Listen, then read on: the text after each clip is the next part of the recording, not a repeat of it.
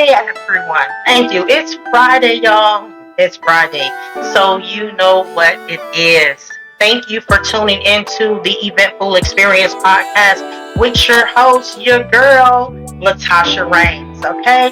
So if you all are just joining, I have got to work. Like somebody had to put me onto some things, right? So if you would like for me to see your comment on StreamYard and you try to leave a comment, and if you want me to see it right then and there will be something that'll come up that will ask you to give StreamYard the authority to authorize your comment. Just go ahead and say yes so that I can read your comment while we are on here, okay? So that's the little housekeeping rule for today. Again, I want to thank everyone that was able to tune in on last week. We had an amazing time. Like the engagement was amazing. And I appreciate everyone that tuned in with us on last week. So again, let's keep it going. Let's go ahead and just keep things the way that they were on last week, okay? So again, I am Latasha Reigns, and I am the host of the Eventful Experience podcast. The Eventful Experience podcast is where we will sit, we'll chat, and discuss all things related to vendor events. Good things, bad things, giving some tips and dropping some knowledge for you as well. And again, remember that we will be interviewing small business owners literally for the next 2 months because I'm interviewing vendors for upcoming events, okay? So you guys are going to have some fun. You're going to get to meet a lot of new business owners. Some of you may know them. Some of them may be new to you guys, okay? So just tune in, engage, and also don't forget to share this live, all right? Share the live. Let's get this podcast out to other business owners as well. And also, there will be a link that will be added for you to subscribe to the YouTube channel where you will eventually be able to go back and see the replays, the edited version, okay, of all of the podcasts. There's also be other things that will be going on there, audios, clips. So just be sure to subscribe to it. The Eventful Experience podcast on YouTube as well, okay? So again, tonight's guest will be a vendor at my vendor event on April 19th, okay? Her name is Sasha Moore. She is based out of Columbus, Ohio. She is an author, she's a basket maker, and she also is a treat maker, okay? So I want everyone to make sure that they speak to her when she come in. Like, act like y'all got some manners, okay? So at this time, I will bring on my guest, and again, her name is Sasha Moore.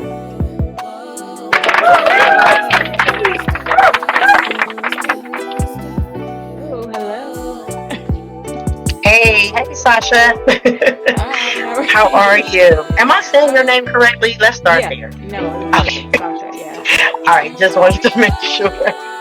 All right, so again, like I stated earlier, we're just gonna have some fun. We're gonna kick back. Everything that I do is transparent.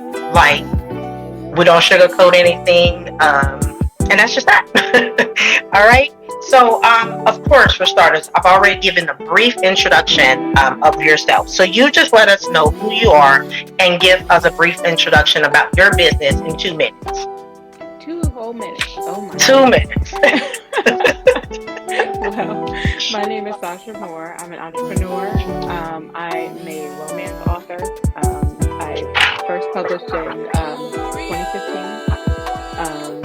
Been writing pretty much my whole life, and I'm just a creative at heart. I opened my baking business, my home baking business in 2021. I used to always bake and, make treats. A lot of them are like home recipes from family, things passed down. And then some special added things. And my youngest daughter told me to start a business because I would just always make like nice treats and baskets for people and just give them as gifts. And she's like, yeah, Mom. Right. Like, stop giving away stuff. So I opened, I started that in 2021 and just kind of been working on that and, just kind of building that, that business, and that includes baskets. So my business is Swannsong baskets, and what I started doing was just like holiday baskets, and they were all baked goods. Like everything in the basket was baked goods. So like cakes, cookies, Buckeyes, lemon bars, brownies. Like, I mean, it's just like filled with, all these baked goods, and then I'm like, well, there's other things to put in the basket, like self-care Right. items. There's Hmm. stuff for kids. There's all sorts of things. But my basket will always include something that I've made. So it's just even if it's just like some store-bought things or things that I've put together, it would still be something that I've made. So like the treats in the baskets will always be something that I made. So, Okay, good. but I think that's me. Okay, okay, good. So you say that, so overall with all of your businesses, how long have you been a business owner? Um, since, well, 2015. I mean, since I first Okay. published. I mean, a lot of people don't look at authors as like business owners, but Hmm. we are our own brand. I mean, Right. we really are. Like, people are just like, oh, you just wrote a book. No, you know, That took a lot of work. still got to market, still got to meet people, got to do, Right. signings, got, if you're, especially if you're self-published, if you're Hmm. like big book publisher, they do all that for you. But if you're self-published, then you have to do all that work yourself. So, since, yeah, I would say 2015 Okay. is really when I started a business, and, registered my business and like all of that, so I could be legit. Good. So to be real, you said 2015, so we're celebrating 10 years together. Oh, you know what? I didn't even think about, time. It's going fast. I didn't even think about that. Yeah. So we'll be celebrating. So you can celebrate with me at the event too. So we're gonna have a ball anyway. So Oh, yes. I Okay, should yeah, so that dispatch you. sounds good. Right. Be a little extra. It's okay sometimes, right? All right. So you kind of already spoke on what my next question is going to be, because again, I know that you're an author. That's how we met, because you did the All Things Black Expo with us, some years back, with your books.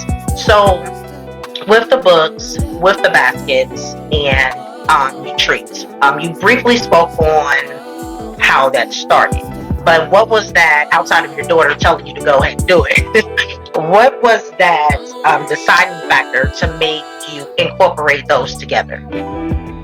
I think, it's just my creative thing. It's just, me being creative. And it's not really something that people do or put together, honestly. Hmm. Like, books and baked goods. I mean, it's not, I don't, there are certain things that I keep to myself because things are still forming, but it's not a concept that people have, like they Right. see. Like usually you go to a bookstore and they'll have a cafe, so it's usually like coffees, teas. They may have some pastries or like breakfast foods or things like that. But this is all me, so it's not like I would be outsourcing anything. So Right. if I open a bookstore today, if I have treats, they would be ones that I would make. So yeah, it's a little different. And I Okay. enjoy both. Yeah. Okay. And there's nothing like enjoying it and making it, you know what I'm saying, making it all work together, you know? So it goes, of course, with me with my vendor events and then my vendor coordinator service. It goes together, and I still love it, you know? So it definitely makes it better when it's something that you enjoy doing it and you can match those two together. Right. Right. Okay. All right. So with those, I'll say three different businesses. Because I know that it can be a little different for an author, and you spoke on it earlier, for an author to be a part of vendor events.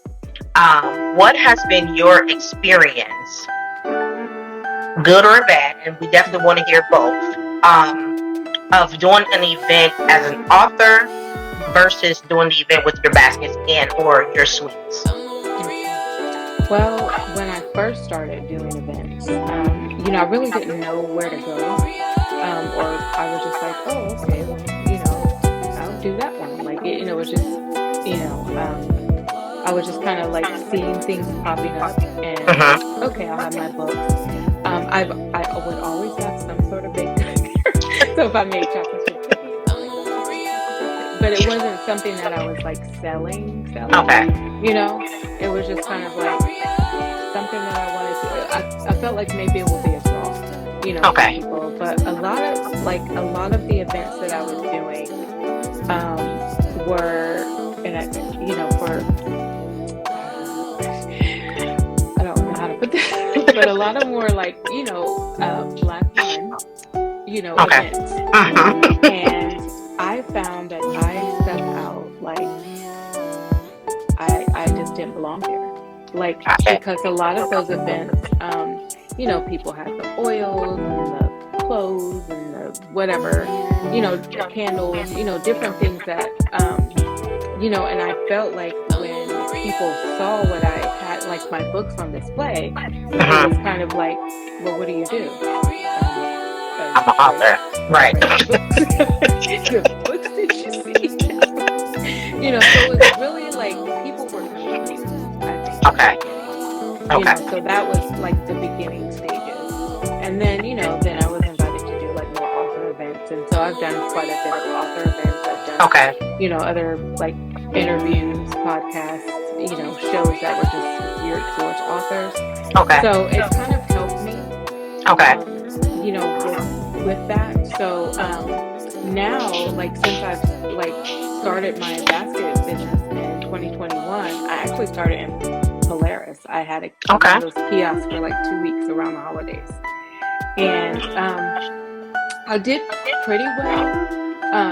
I think I did it too long, and because it was like, oh, it's too far away from Christmas.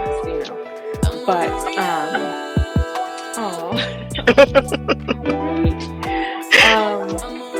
right. But yeah, so like I've been well received. So I've had repeat customers. So I've had people, reach Good. out to me like, hey, I want one of your baskets again, for the baked goods.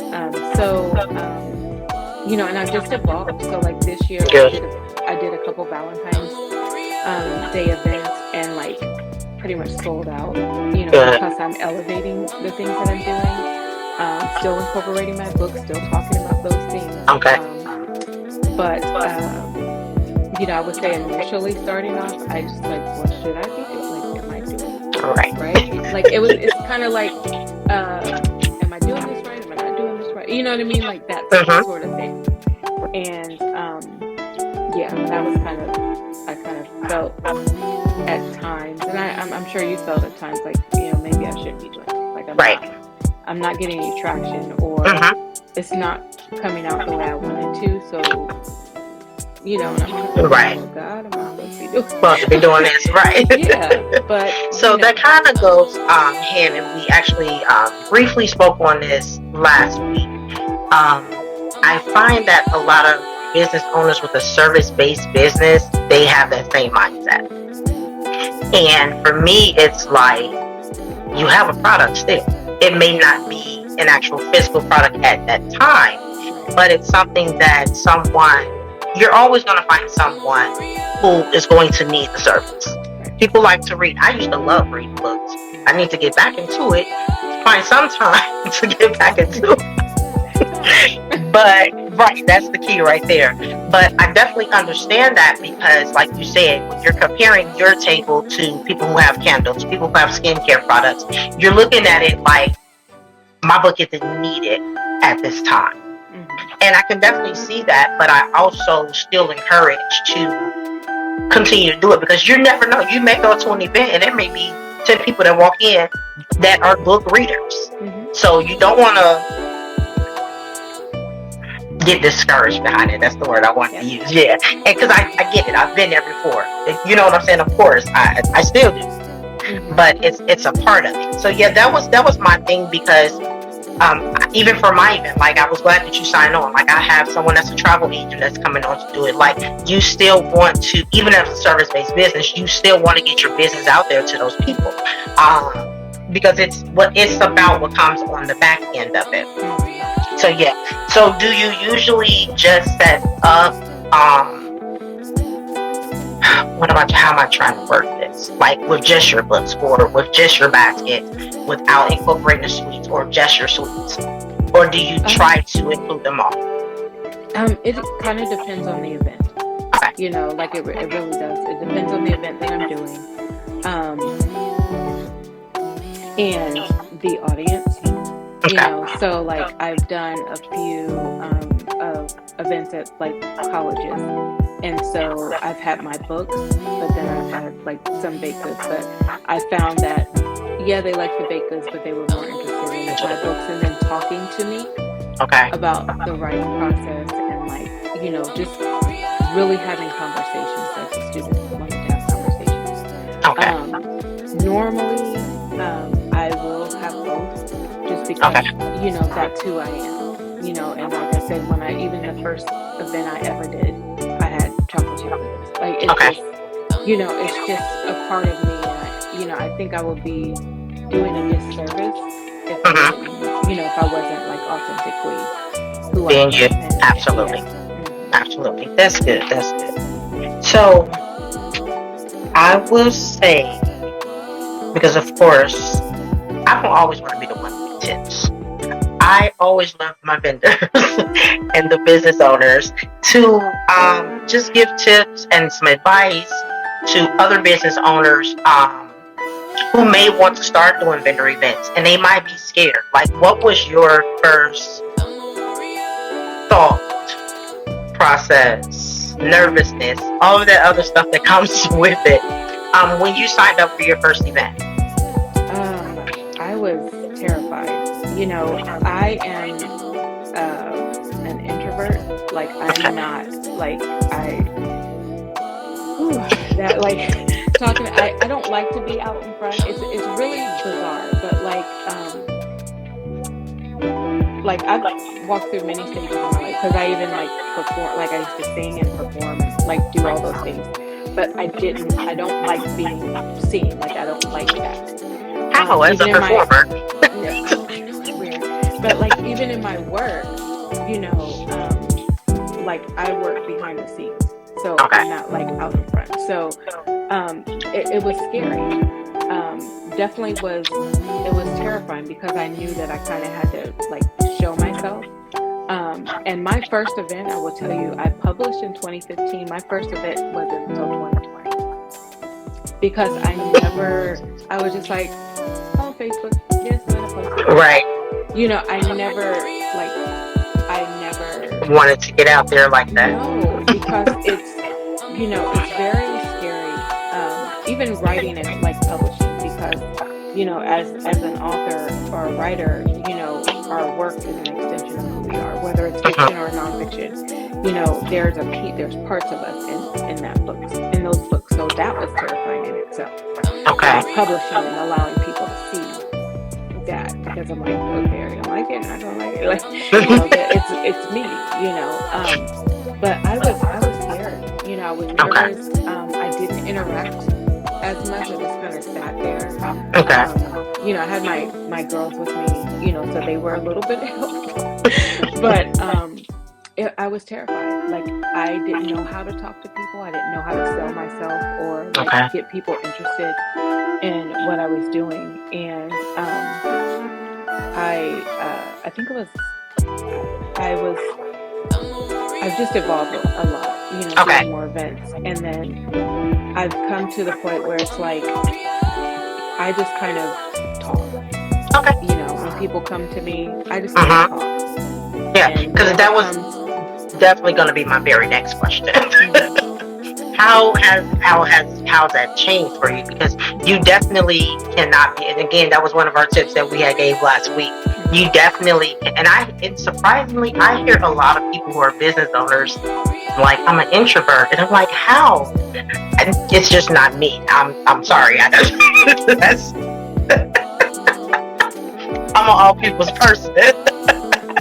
I don't know what it's like to say no. I'm shy, but it's weird because I'm not an introvert, but believe it or not, I'm kind of shy. People find it so hard to believe, but I am. But once you get to know me, then hey,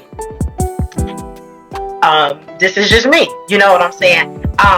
But so that was gonna be my next question with you still doing the events, like you have noticed the change in you now, like you're more open to talk to people. Okay, Yeah, good. definitely more engaged. Like even just like banter, joking. It's just because I want people, when they enter my space, because most of the time it's like what a 10 by 10 space is usually what you Mm-hmm. get when you're doing these events. when someone enters my space, I want them to have an experience. Absolutely. So I understand it's a big old hall or whatever, and there's, 50 vendors, and like, Uh-huh. they're all selling things and they all want the attention, they all want the sales. But for me, it's about that experience. It's about Absolutely. like making that connection with that person, because Uh-huh. whether they buy something or not, they're going to remember that experience. Absolutely. Yeah, So and that's that's good. important. Yeah. Very important. Yes. So if you could give Laquata, don't do that. I am shy. Okay. The issue is that you've gotten to know me, so you don't think so. But I can feel a little shy. So with that being said, because again, I'm very big on vendors not sitting at their table when a customer comes to their table. And I see it, and it drives me crazy. Like, because again, not only am I a host, I'm also a vendor at other people's events. So even when I'm at an event as a vendor, the host part of me wants to go to these vendors. I'm like, can you just stand up and talk to these people? But I literally have to get myself, and you would think I'm crazy because I literally be sitting at my table like, Tasha, you're a vendor. This is not your event, girl. Like, mind your business and just worry about your table. But that's that teacher side of me. Like, it's just like, how can you just sit there, just sitting down, and you're talking up to the customer? So yeah, so that right there, yeah. I know, I love you, LaQuan. All right. So if you could give 3 tips for business owners who either want to start being a want to start being a part of events, those who have already been a part of events, because I tell people all the time, never put yourself in a situation to where you feel like you know everything.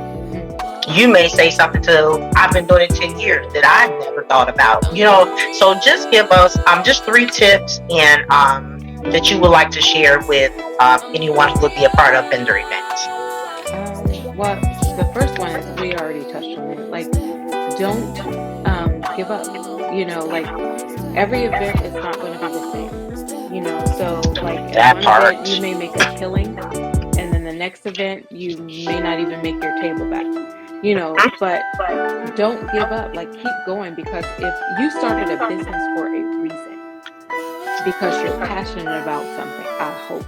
Like, I'm hoping you're not just starting a business. I just want to have this. No, you should, like, really be passionate about what you're doing. That's something that you're investing your time in, your money. You're investing in. So don't give up. Like, if that's what you feel like your purpose is, don't give up. Keep going. And the second thing, and I've learned this, I want to say the hard way. Don't be discouraged if your family and your friends don't support you. Say it again for the people in the back that didn't hear you. Do not be discouraged if your family and your friends do not support you. Yes. And that was hard for me. That was so hard for me. But just you can't be hung up on that, because they don't have to. They really don't have to. I mean, not monetarily. I'm saying, right. But obviously don't throw shade and like say, oh, don't do business with them because they're whatever. But like, if they're not supporting you monetarily or sharing your posts or whatever it is that you would like them to do not get upset with them. Do not get discouraged by that, because they don't have to. They really don't have to. And someone out there wants your product, whatever it is. Someone wants your product. That's it. And yes, right, exactly. Right, like that. Yeah, they don't. I mean, they're not invested, and that I look at that as also. I know I'm rambling, but like, you're fine. As in employees as well. I think people get confused. This this is your business. So if you have like employees or people that help you, they don't really care. I won't say they don't care, but it's like they don't. No one's going to care more about your business than you. Then you. That's right. That's it. So you're paying them to do the job. And that's what it is. Yeah. That's it. So don't be upset if they're not giving what you think that they should be giving because you are. They Right. don't have to. Yeah. And that's the truth. And I definitely love that you said that, because for 10 years, I'll say it, everyone was like, you need a team, Tasha. And I'm like, no, I don't. I got it. And like you said, because they're not going to put the same 100% in that I am. So it's like, if I'm giving you this project or this assignment or this task, I'll say that, to work on, and if I feel like I have to come behind you to ask you if you're doing it, I may as well just keep doing it by myself.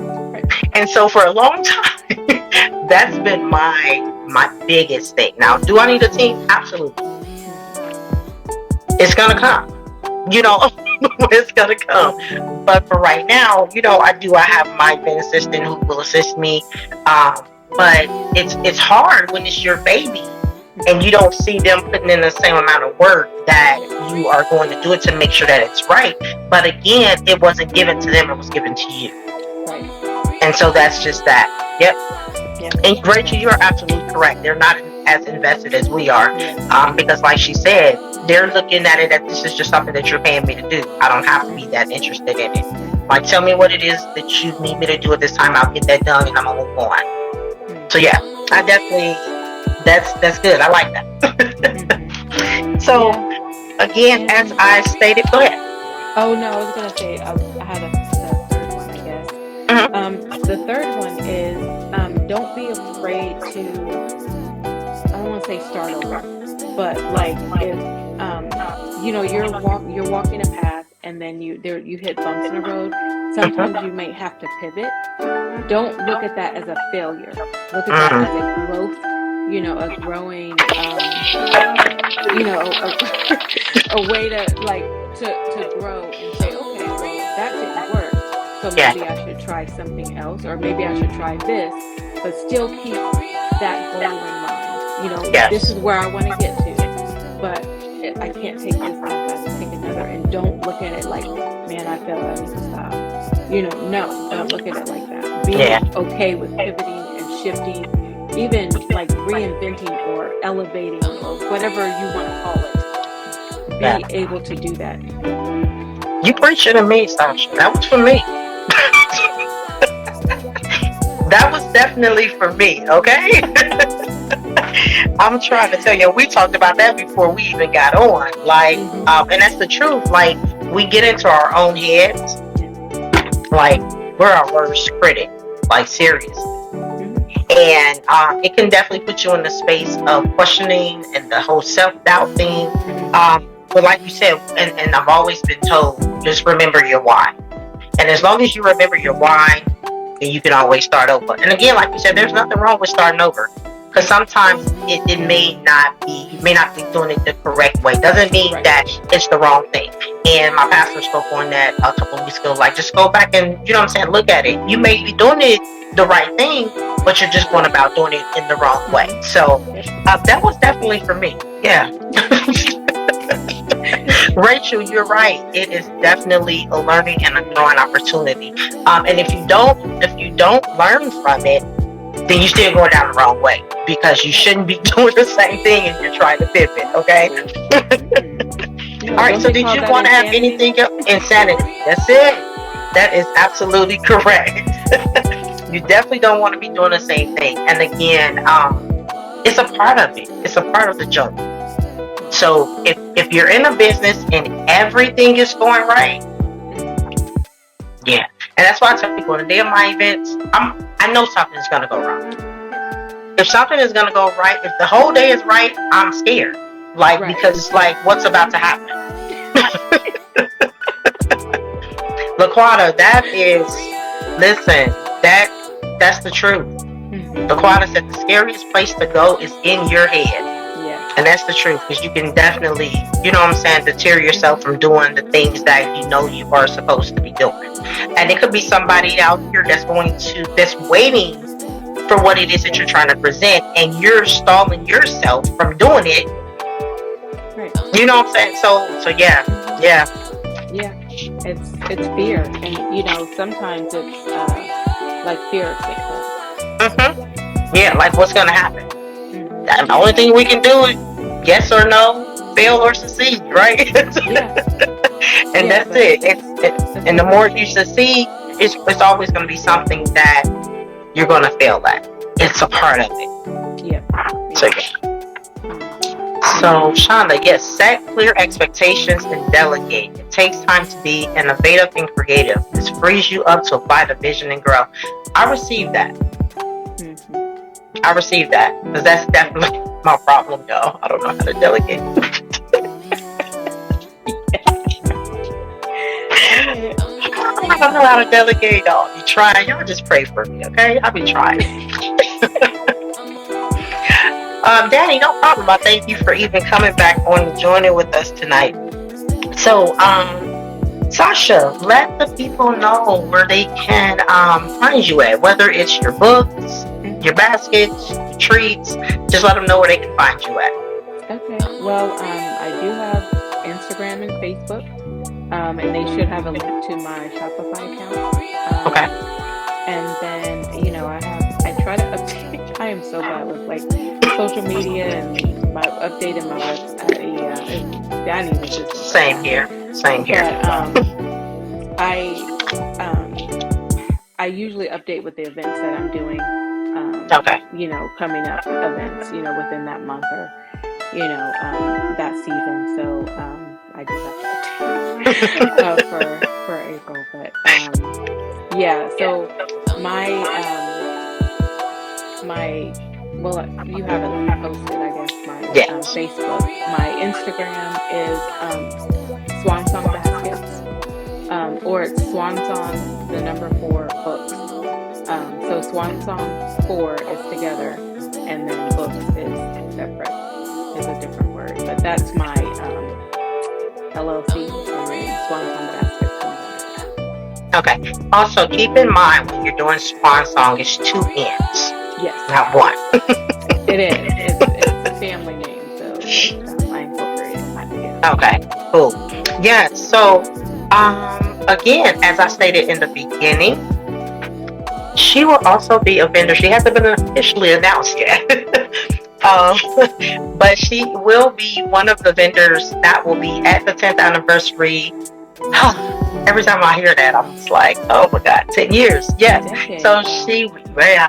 she will be one of the vendors that will be at the 10th anniversary shopping bazaar that is, of course, hosted by myself.